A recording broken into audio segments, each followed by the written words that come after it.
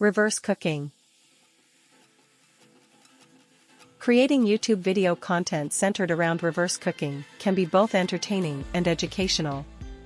Here are some ideas. Reverse recipe challenges. Challenge yourself or others to cook popular dishes in reverse order. Start with the finished product and work backward, showing each step in reverse, from plating to preparation. 2. Backwards cooking experiments. Explore the science behind cooking by experimenting with how ingredients react when cooked in reverse.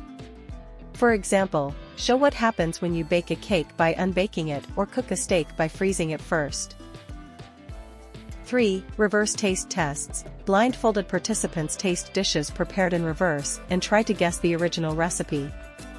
This can lead to funny reactions and unexpected taste discoveries.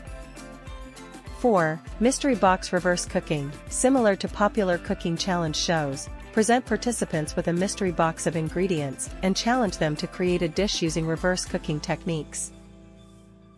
5. DIY reverse cooking gadgets. Create and test out DIY gadgets designed specifically for reverse cooking, such as a debaking machine or a reverse microwave that cools food instead of heating it.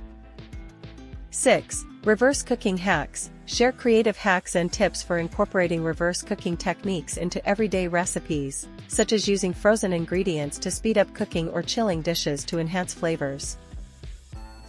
7. Reverse cooking time-lapse. Film a time-lapse video of a dish being uncooked or deconstructed, showing each step in reverse from finished plate to raw ingredients.